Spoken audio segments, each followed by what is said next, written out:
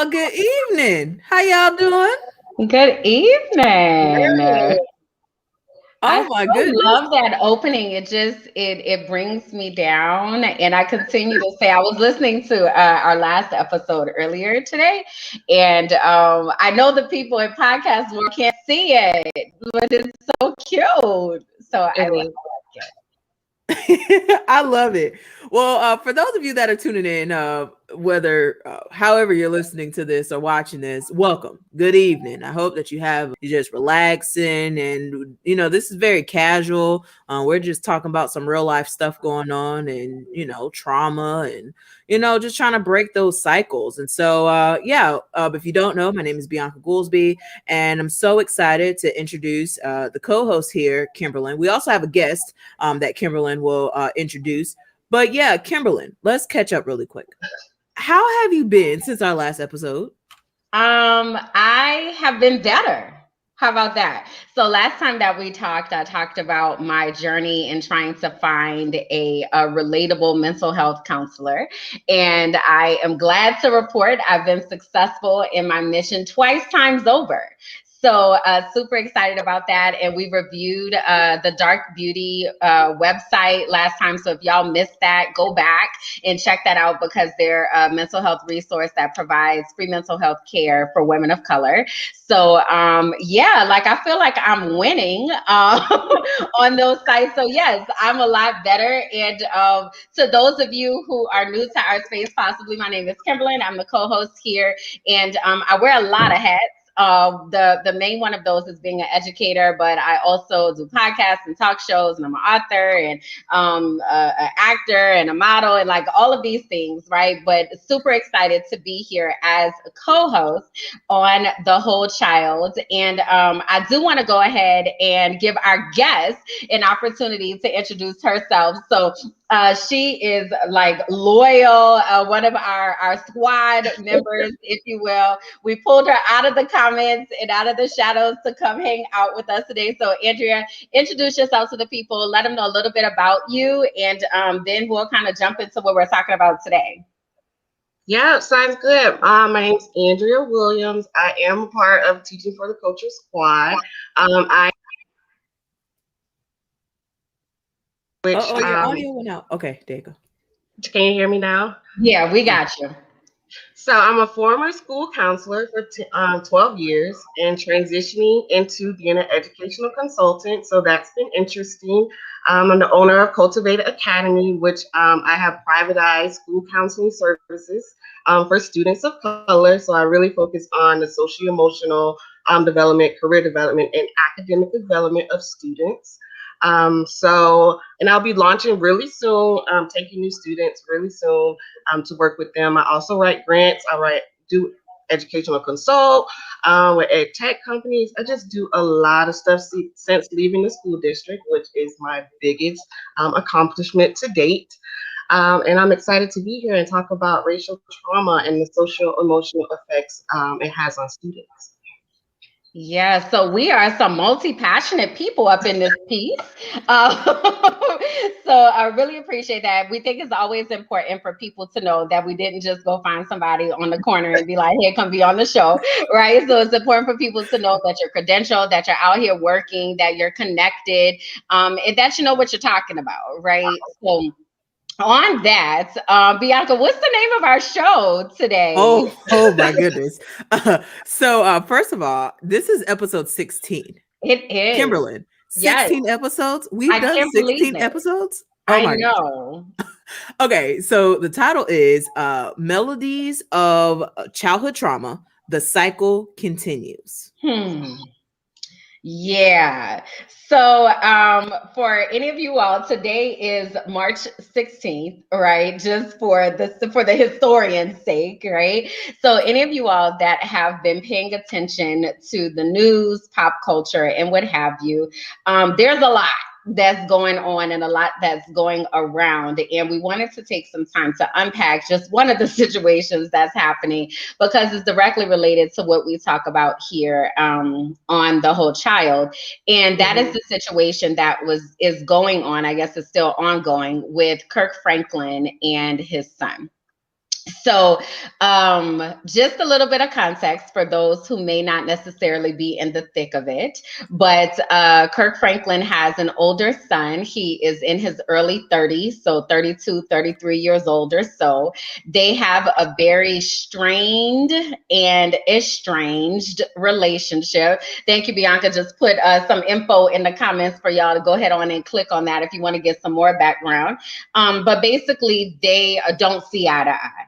And there was a situation over the past week or so, or maybe sooner, we're not sure, but was released over the past week or so where Kirk Franklin and his son are engaging in an argument.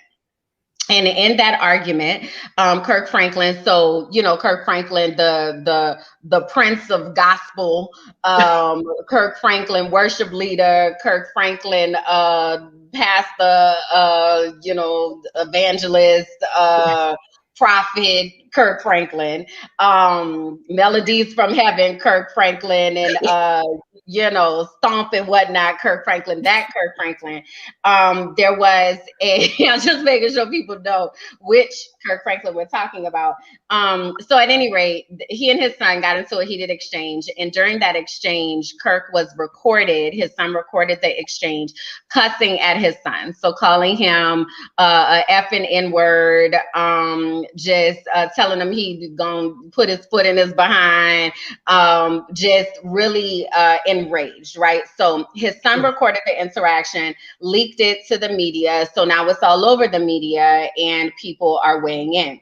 Once it got out, Kirk Franklin went on to Instagram or onto his social media spaces and apologized for his behavior to his fan base. Okay, and he explained that he and his son have an estranged relationship. This has been going on for a while, and he's sorry to the people who had to see him behave in that manner.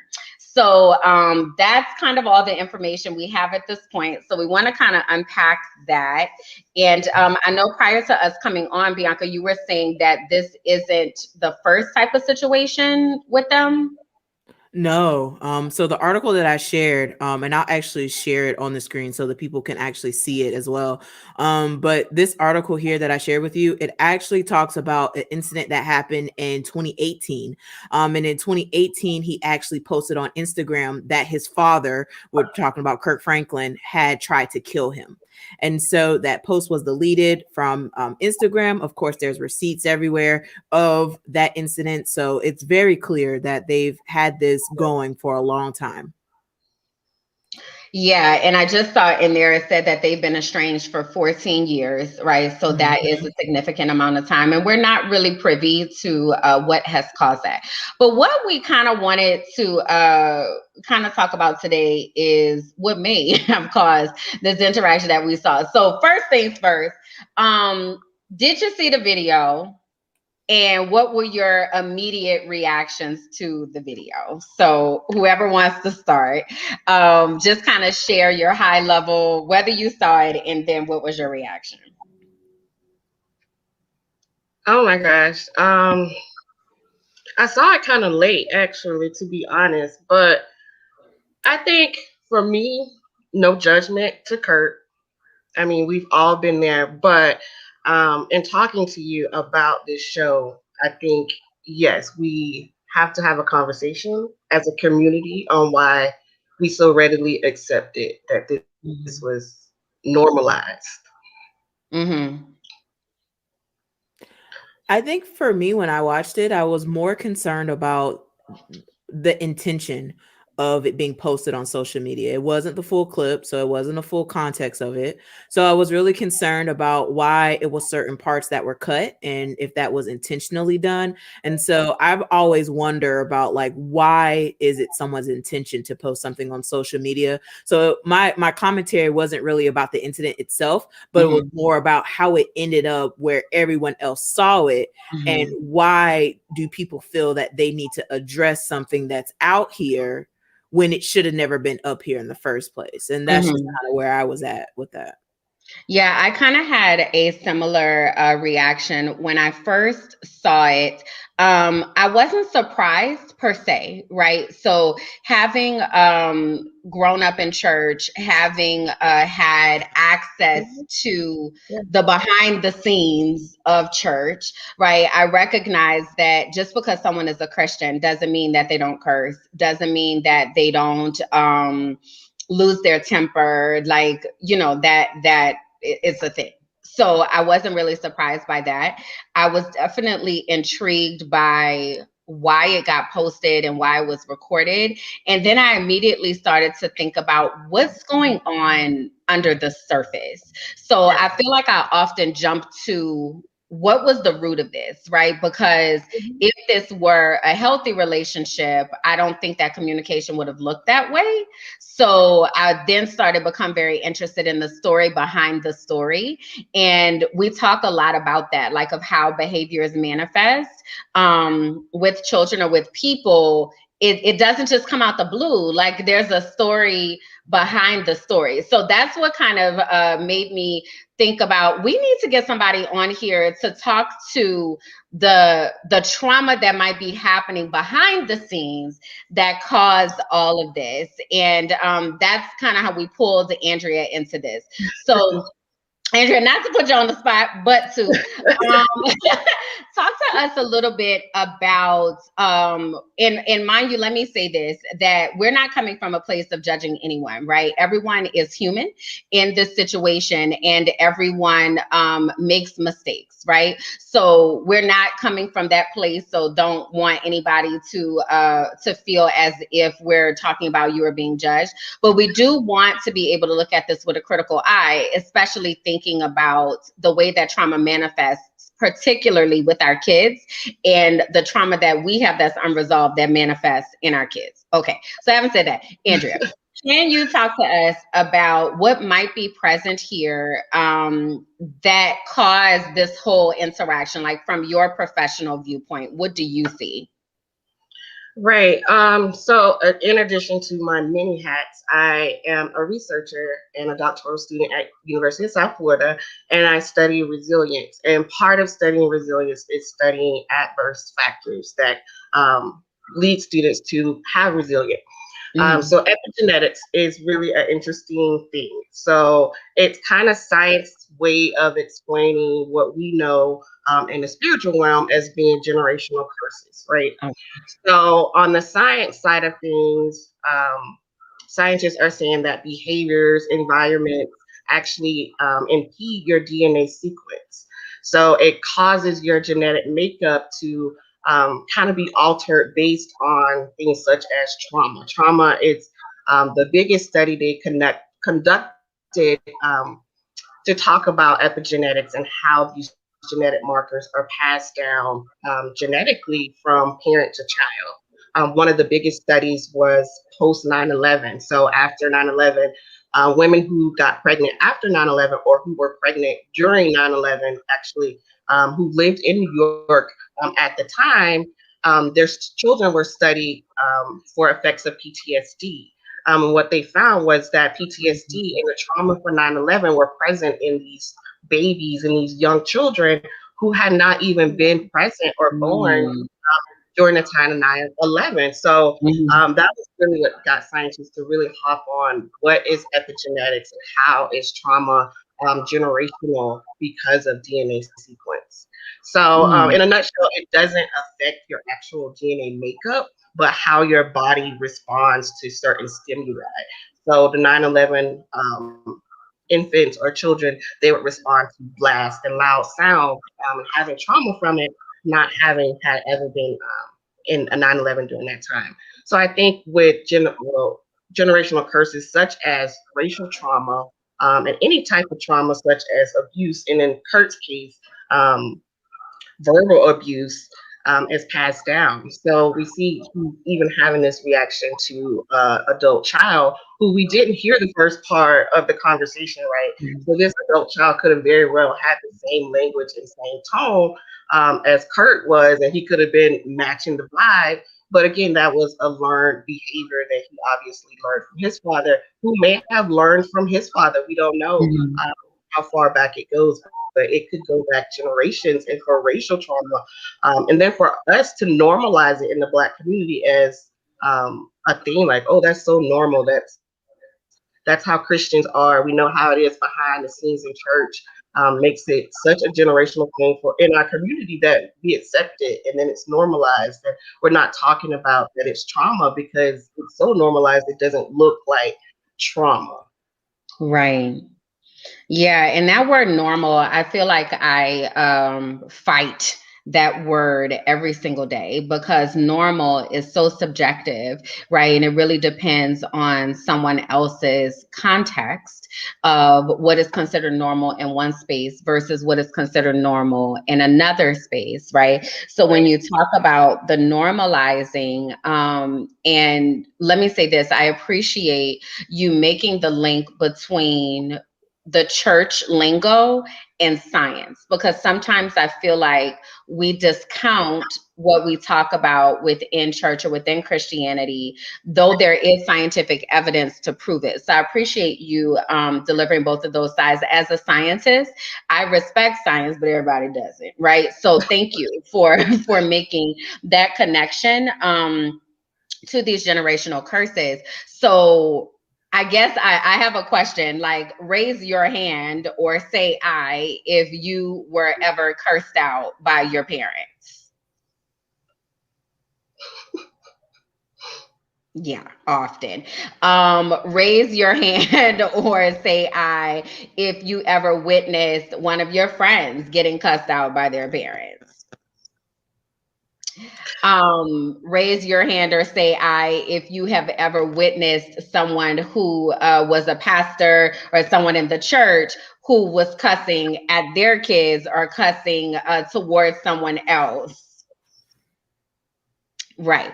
So though that is normal, right, it is not healthy.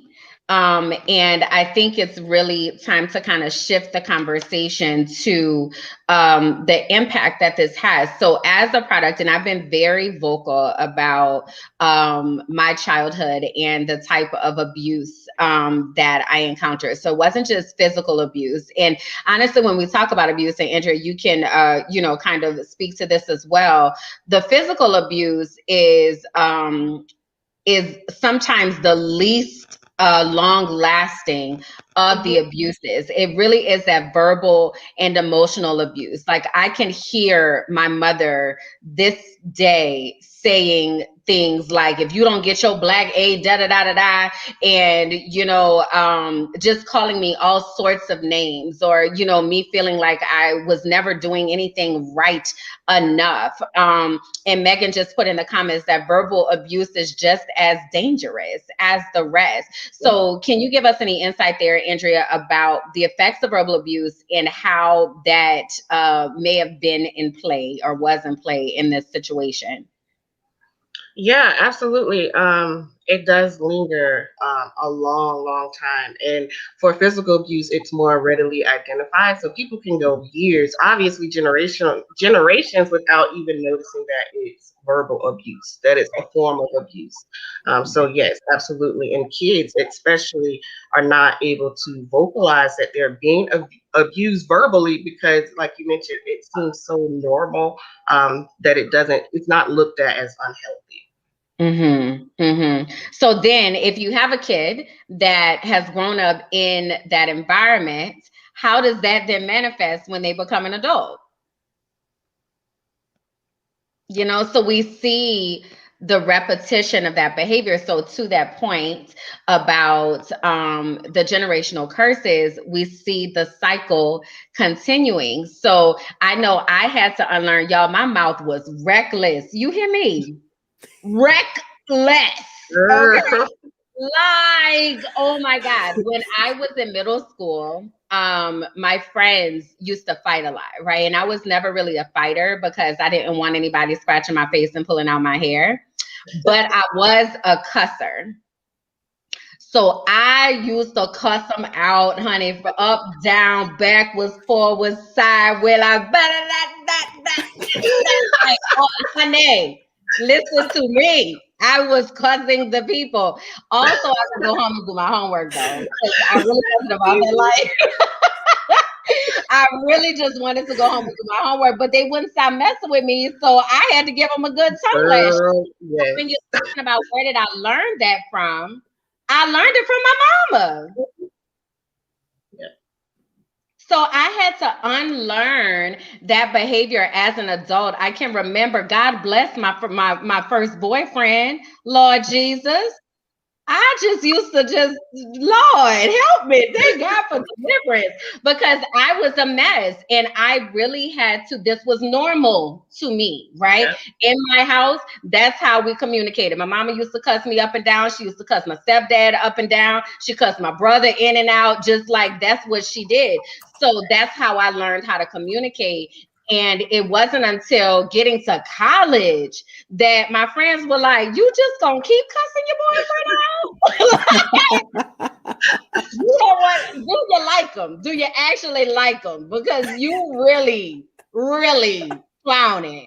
And it maybe took another 5 or 6 years after that for me to actually be like, oh, there's another way. Yeah. Yeah. You was cussing folks out, girl. Girl, bad. You hear me? Everything but a child of God, girl, bad. And I can say that because I've been delivered. Thank God. Like, Okay. thank God for Jesus. But it was bad. It was really bad. And one of the things that I learned in my home is how to cut people with your words. So I would go to the white meat. I would find the thing that I know is going to make you shut up and leave me alone. Like that's the thing that I would go to. And I just wonder what that would look like if I never had that awakening to be able to say, this is not healthy. Because it was normal. It was very normal, but it wasn't healthy. What y'all thinking? Y'all not going to keep sitting up here laughing at me. No, it's so relatable. I just had the same conversation about my mouth, and it's really hard to be delivered, to stay delivered from. Yes, girl, will cuss you out, flip tables, cuss you out. So yeah, and but yeah, it's a learned behavior. That's what I saw. You know, I just think about the aspect of social media. I just, all of the, how we cuss people out and all that stuff that we talking about. But just imagine like the people that actually like take it one step further and actually like really amplify that on social media. And then just imagine how our kids are dealing with that on top of that. Like I just keep honing on the social media piece because number one, this was posted on social media. So now you got all these people talking about what was posted on social media. And I guess he felt that he needed to put this on social media for whatever issues at the root that he needs to address as to why he felt that this was an appropriate action to take. And then also, kind of play with narratives with that and not tell the whole story, which is unfortunate. Right. I just pray for our kids truly that are witnessing this type of behavior on social media, how quick we are so quick to cancel folks without having the full context of situations. So it just opens the door to something broader than just the trauma, but just the behaviors of what's happening on social media and what our kids are doing and the examples that they see from the adults. Yeah. Yeah. Yeah. So as a school counselor, Andrea, I'm certain that you ran into many kids who had these types of behaviors manifesting. Can you talk to us a little bit about the types of things that you would see, and then what goes on in your mind about how to help a child that may be coming with this normalcy that you recognize is not healthy? Right. So my experiences have been in elementary and high school. So what I can say is that trauma, if not addressed, continues. So I think for me right now is my perfect opportunity to say how important school counselors are on schools, because who is going to be more apt to even one, recognize that this child has trauma, and two, help them to overcome it, and then three, be a communicated piece between parents and the student to kind of address this as a whole. So that's my little caveat about school counselors. But no, yes, the trauma is seen on the elementary level, as young as kindergarten, and as old as seniors. Seniors are having issues trying to cope. I think students as a whole don't have coping skills anymore, don't know how to develop coping skills. We don't allow school counselors to help facilitate this because we throw them into testing. So, again, another important reason why school counselors are important. But Mhm. no, to help students with this for me has been to show them that it's different, especially for students of color, to show them that it's a different way to not be that person. Yeah, I know your mama coming in here acting crazy. She gonna cut somebody out. I get that. I've been there, but that's not how we handled it. So again, I feel like I'm a unicorn in school counseling world because I am a black female school counselor that understands racial trauma. A lot of kids don't have that. But I would say to educators to be kind of aware and look deeper into what the student's issue is, because a lot of teachers will write them off as just a behavior issue, get them out of my class, but to really take some time to like kind of unpack that, even if it's just 1 hour with a student, truly talking to them about what's really going on, because you're right, there's always something underneath, there's always an underlying issue. A student just is not just want to cut the fool in school without any consequences. No, they're wanting attention to talk about something that's underneath. So taking that time to really talk to the student, build that rapport. If you build rapport, they'll tell you anything. Like, kids say the Mhm. darndest thing, but they will tell you anything.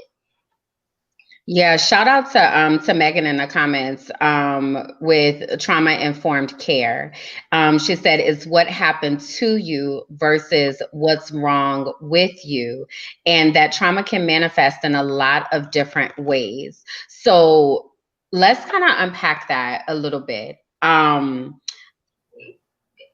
How does this manifest? Like, what do you see with children that cues you in and says, something else is going on here?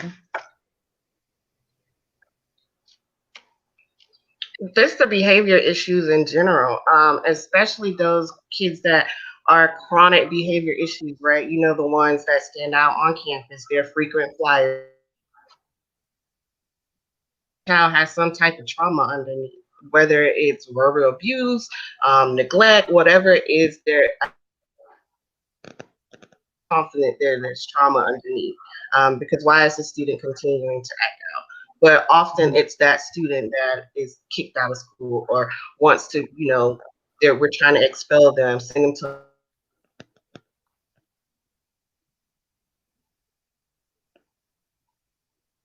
Uh-oh, we might have lost her. Yeah. Uh-oh.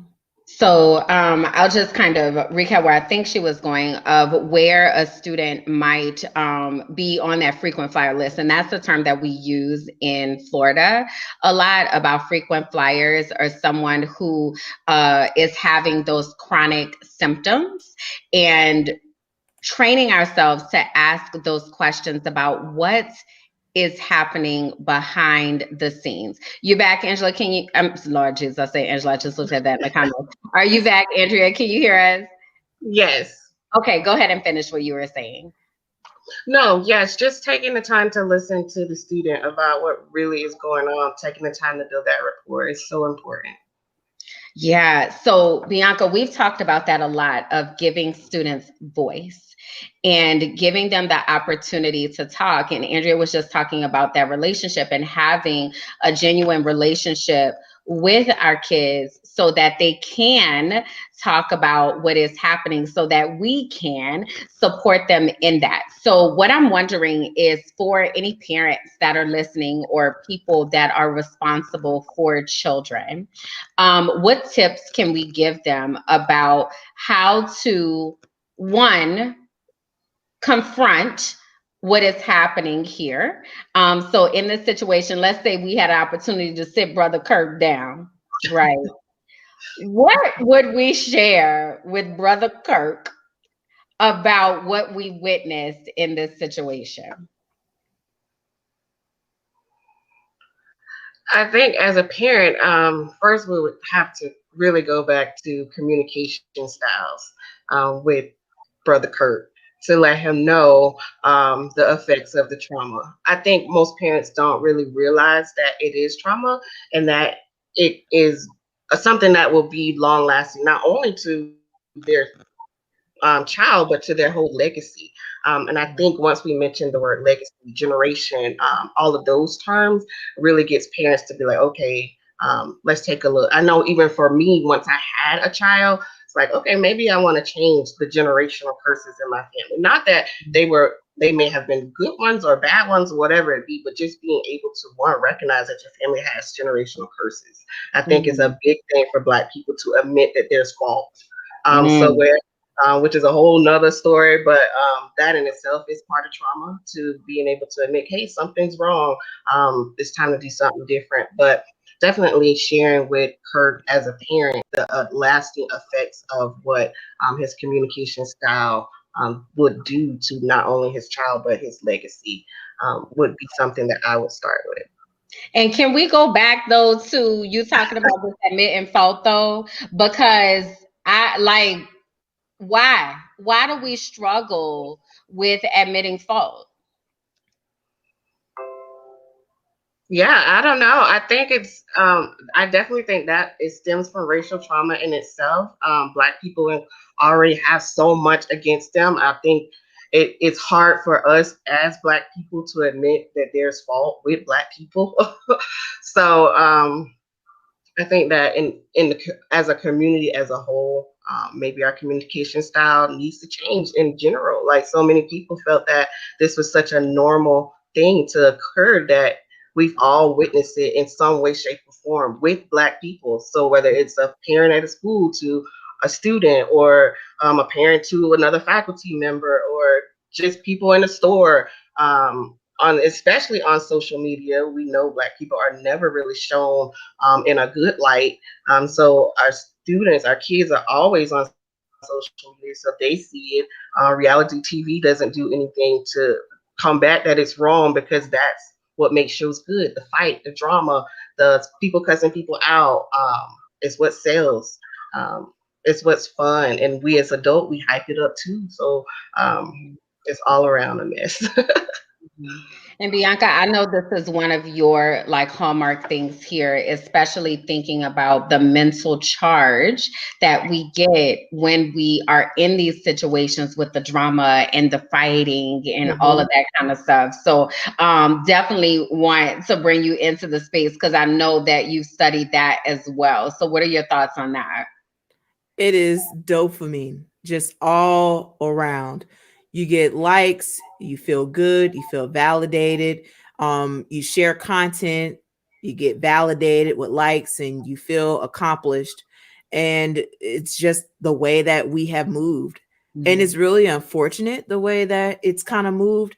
And this is why I advocate so hard about parents checking the cell phone and being intentional with knowing what your children are watching, being intentional with who your children are talking to, being intentional with their influence. Mhm. Yeah. These people are role models to children. This Mhm. is what they watch. They emulate Mhm. this behavior.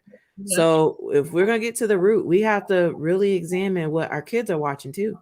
Yeah, and I even think about the parents that put their discipline for their children on to the internet, right? Oh, And yeah. how they, are looking for validation and why it's okay to embarrass their Yeah. child by putting their punishment on the internet. Like, why is that necessary, right? So to your point of admitting that there is a problem or admitting that we've missed the mark, and highlighting that this is not just something we're doing in this moment, the long lasting impacts that this is going to have. Because if I'm a child that grew up constantly being embarrassed, then what am I going to do? I'm going to seek to embarrass other people. Yeah. Right. Then that cycle just continues. And it's normal because this is what was done to me. So that's what we do, but it's not healthy. And I think that's the thing. I made this conscious effort a few years ago to shift from using normal to healthy because your normal may be toxic and dysfunctional, you know, and we need to move away from that into that healthy space. So you said that we would sit Brother Kirk down and, you know, basically say that this was the issue. And then what I was going to add to that is I would say normalize apologizing to the person that you Yeah, hurt, that's a good one. right? Because he apologized to us as fans, but we're not where the injury was. It was to your son. Right. And granted, his son is an adult and he was referencing disrespect. So and the son was cursing back at him. So we have no idea what he said ahead of time that caused Brother Kirk to snap. But nonetheless, I was watching this live last night. This prophetess, her name is Tiffany Montgomery, and she was talking about how we can disarm someone with an apology. Like, it's real hard to keep cussing and going at it when someone is like, you know what? I'm sorry. And I shouldn't have done that. I apologize. But I apologize that I made you feel that way. And I apologize for my actions. I should have done something different. Like, it's real hard to still be gassed up going in when somebody is owning and apologizing for their behavior. So I really think that's something that needs to happen. But two, that's something that seems to be rather difficult in our communities as well. What's y'all thoughts about that? Oh yeah. Oh yeah. I mean, just in this movement work to fight for the seventh largest school district in the nation, I've had so much that has happened to me personally by people that look like me when we should have the same goal, and that is fighting for equity in education and justice for our students. Mm-hmm. I just, it's one of those things that again is normalized. You see all of this on reality TV, you see this on social media, and so then again it's normalized as this is something that's healthy. So y'all are both right on point with all of this. Yeah, nobody wants to be accountable. That's what I just wrote down on this post-it note. I said accountability. Talk to us more, Andrea. Talk to us, girl. Talk to the people.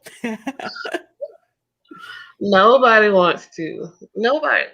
So more or less apologizing. Nobody wants to even be accountable to even recognize that there's a wrong to apologize for. Mm-hmm. Mm-hmm. I don't know why it's looked at as such a weakness in our community to admit wrong.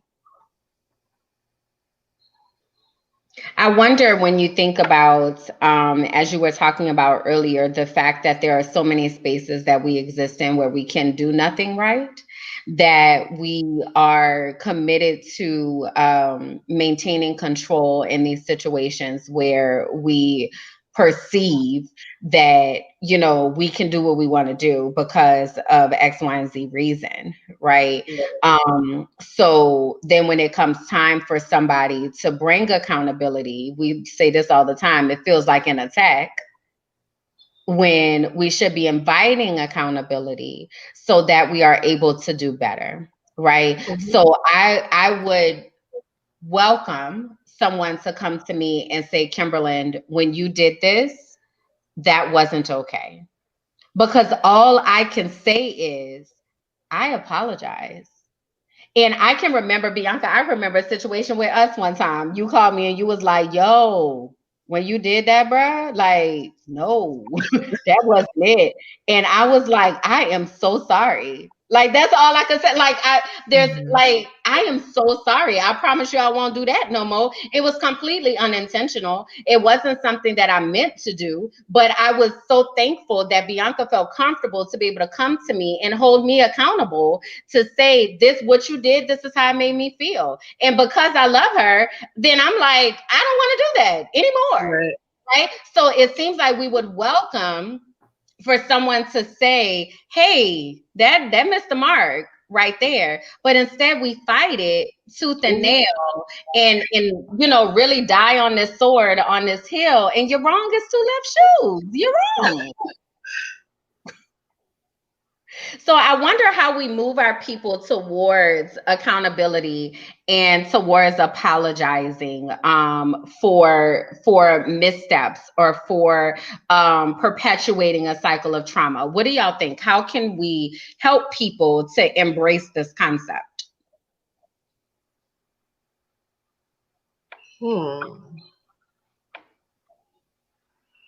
I think for one, it's to still keep talking about it. Because the more that we don't talk about it, it's just okay. Nobody will talk about it. So I think the first step is to have some conversations like this to really address it. Like, hey, it's wrong, and we need to talk about it, and keep talking about its effects. I think that and continuing to have those conversations and hopefully people understand that there's nothing wrong with having these conversations, but I think encouraging people to actually do the work within themselves, so they can't be effective with someone else if they're not effective with their own self. So I think it's more of moving our people to be like, hey, y'all chasing the wrong thing. Just ground yourself and figure out how you supposed to move and you align with that, and get our people encouraged and motivated to see the light and whatever that God placed them on this earth to do. And I think we just have a lot of people that's distracted and they don't know how to move, and it's just a bunch of chaos. And it's been chaos for a long time with our people. Andrew, that looked like that resonated with you. What you was about to say? Yes, the distraction, when she said distraction, that really hit me because I do feel like as a people, right, that we're in the perfect time right now. You see, like, just how Joe Biden is flipping the script in this country. We're sitting at tables we've never sat at before.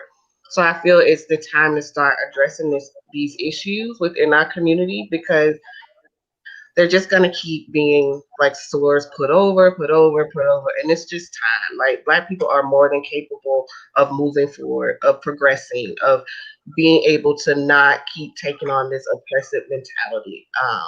And it's time to start talking about stuff and addressing it and just cleaning it out, getting the clue, and then bring it, like Bianca said, bringing our people out, encouraging them. Like, it's stuff beyond this chaos. Like, stop sticking in the same old cycle, reuse narratives. It's okay to like break the mold, to step out of the box. That's my whole thing right now, is don't box me in.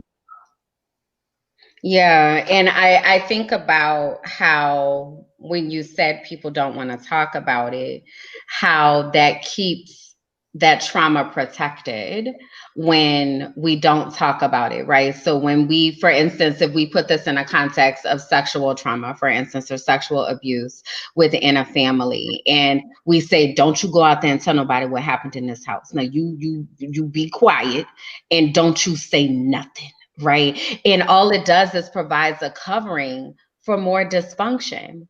And what I notice in our communities, especially when someone Black does something, our first tendency is to say, shh, don't you say nothing about brother.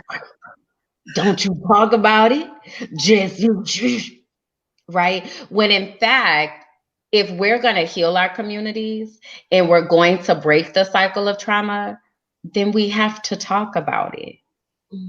Right? We have to talk about the things that are happening and situated within the context of we are all victims to a system that we didn't sign up for.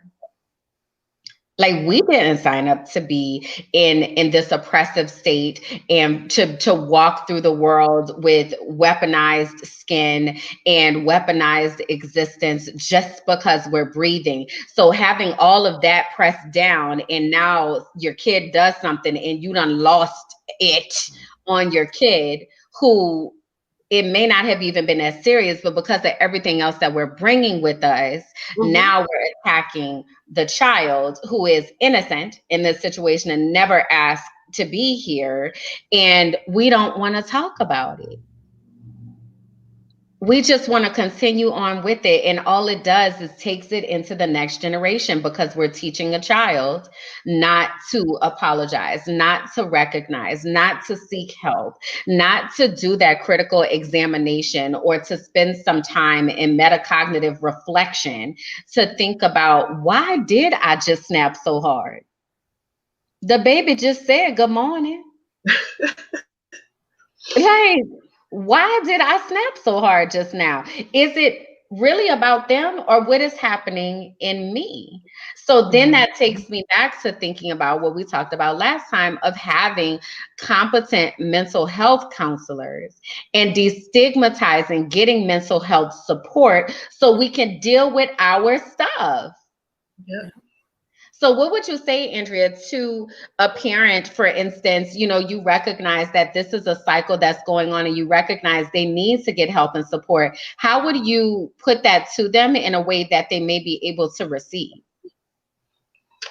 Um, Really, it just depends on the parent. And for that type of situation, I do try to like build rapport with the parent too, because let's face it, nobody wants to hear something bad Right. about their kid, right? Right. So once you kind of bridge a relationship, things about touchy subjects like that comes off a little better once that relationship is built. So first, just working with the student, because at that point, that's all I could control in the school environment is the student, right? But then with the parent, bringing them in and trying to build relationships slowly as I'm working with the student, and then kind of suggest, hey, maybe you guys can continue what we've been doing here in school out in the community. So I Mhm. think for school professionals, it's good to kind of walk the parent and the student through kind of what help looks like, what these conversations are, how would it feel, and to kind of get them encouraged to move to something more intensive outside of school. And Mhm. being real, just having a real conversation with parents. And I don't think a lot of professionals are scared to approach parents in that kind of manner. We're often encouraged not to approach parents in that type of manner, and saying that you should kind of refer to outside sources. But um, I think once a parent has seen you with a kid that has trauma, that requires more than just a one-time parent interaction, or it should. So by the time you kind of have that conversation with the parent, you should have developed some type of relationship with the parent. Yeah. And I definitely too have seen in my experience of modeling for the parent what that looks like. Oh yeah, So a lot of absolutely. times our parents are so like amazed at how we at a school, or we as adults that are outside of the home, are able to get their kids to open up, or to, calm down when they're Yeah, upset, right? So even that tip of not matching the energy. Right. So if somebody is up here, I don't join you up here. I come down. So we can kind of de-escalate this situation, or validating what they're saying. Right. So even when I think about this situation with Kirk Franklin, validating that he felt disrespected, hmm and hmm that you have a right to be upset if your child that you participated in bringing into this world, and raised and took care of, and all of that, disrespects you. You have a right to be upset. You have a right to not be cursed at by your child. hmm You have a right to not be screamed at by your child. You have a right to all of that. So right, nobody is judging your right to be mad. You can have that. Like, you got a right to be mad, pissed even. You got a right. But then the question is, after that validation, what could I have done differently in order to de-escalate the situation? And that's where that humility comes in. And I'm reminded that humility is a fruit of the spirit, and it's something that is not easily accessed, right? But nonetheless, it is a call for us to be humble. So how do I then train myself to approach a situation in humility, recognizing that as the parent, I am the wisdom in the relationship? So if I'm the wisdom in the relationship, then that means regardless of what's happening over there, I have to have enough self management and self control to be able to end the conversation, Right. Set some boundaries. So if we're going to communicate, we not going to be able to communicate like this, right? So when we've calmed down, then we can revisit this. Or maybe our only communication for a period of time is written communication because it takes more energy and effort, and maybe you don't put as many curse words into it. You know what I mean? But like putting some parameters around it, but presenting a different way, because I'm reminded that if this is a generational cycle, this is the way that you've learned. Again, this is normal. So Right. now how do you unlearn those behaviors? So do y'all have any other tips like that you might give to a parent where they're maybe kind of feeling a little bit convicted right now, as to how they're dealing with their child? How else could we inspire them or help them to be able to stop and think about what's happening? Right. For me, going back to epigenetics, what is interesting about it is that it's totally reversible. So it's not something that stays with you. You can totally reverse even the science of it. So not even just the notion of changing your behavior. You genetically can change your behavior.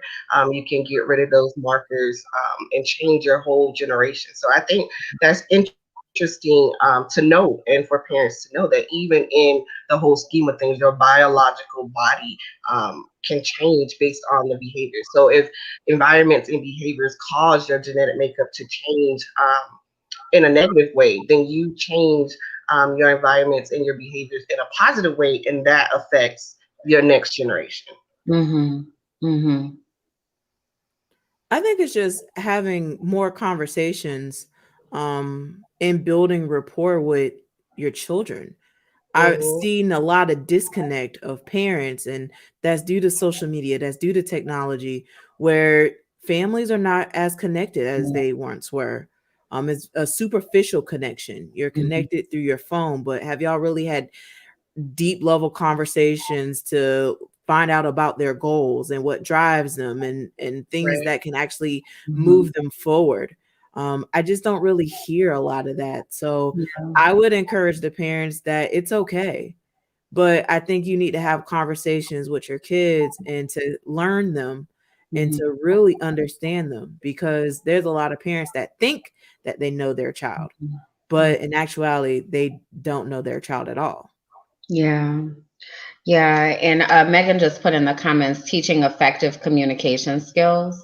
So I think that too goes along with what you all are expressing there, and if effectively expressing one's feelings, right? Being able to name your feelings. I was frustrated and disappointed when the school called me and told me X, Y, and Z, right? As opposed to cussing them out about the fact that the school called. Let's look inward and see, what am I really feeling, right? I feel embarrassed that the school keeps having to call me every day.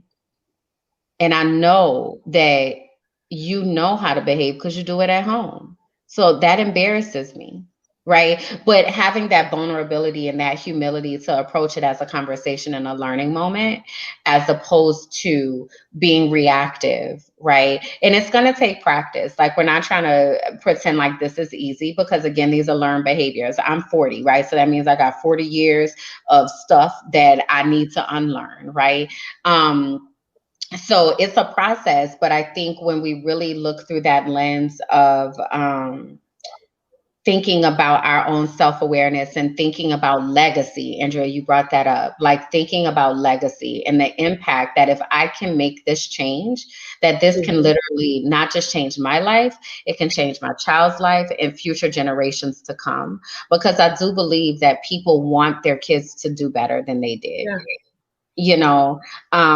So then that means that we have to do the hard work to give them a different experience. We can't keep doing the same thing and expecting a different result. So any other closing comments before we wrap up and tell the people how they can connect? I just want to just tell the parents that right now, especially if you're in the Tampa Bay area, there has been a surge of gun violence Mhm. that is out here just wild. Hmm. Parents, please talk to your children. please learn your children. Please understand them, because they are out here and there are young kings and queens that are dying Yeah. every single day. So please work on your stuff so that you could be better to your child, and check the cell phone. Yeah. What about you, Andrea? Any final words? No, I agree. The lines of communication should be open, particularly with parents and children. And then with parents and school stakeholders, because if these behaviors are also manifesting in the schools, this is a perfect opportunity for parents to be proactive in their students' discipline, because that in itself, behaviors and trauma could lead to a whole line of discipline. And then we get into prison, pipeline to prison, and why Black boys are acting out and how they're not dealing with trauma. So effective lines of communication with your child and with the school to kind of address these issues at once. Yeah. So, Andrea, while you're talking, go ahead and tell the people where they can find you out here on these internets, or in person or what have you. Let them know how they can connect with you. Yes, absolutely. So, Cultivator Academy is on Facebook and Instagram, and we will be accepting new students very soon. So, if you are interested in working with a school based counselor to kind of navigate you through the social emotional issues and how it affects academics, then please reach out to me. I would love to work with students, all students, but I'm primarily focused on students of color because I have been a student of color and an educator of color. So I'm interested in helping my community. Absolutely. And the final thing that I want to say is let's remember to speak life into this next generation, right? So even though what they are doing may not be what we want them to do, but continue to call forth the greatness in them, right? Because words have power. So make sure that we are thinking intentionally about the words that we choose to use with our young people, and that we choose words that are going to bring forth the best parts of them and hopefully cause the other parts to die away. And we can just really be left with the part of them that we want to see because they're operating in that greatness. So, having said that, you can connect with me on Instagram at Kimberlyn J, or on my website at KimberlynJackson.com. I am going to be launching a new life coach class soon. So if you're looking for a life coach, holla at your girl. Feel free to DM me or send me a message on my website. And definitely look forward to you all continuing to join us here on The Whole Child. So Bianca, I'll give you the last word. I love y'all. Y'all have a great night. Thank you for being here and sharing your expertise. And thank you for being a part of the squad. And yeah, y'all have a great night. Love y'all. And see y'all next episode. Bye, y'all. Bye.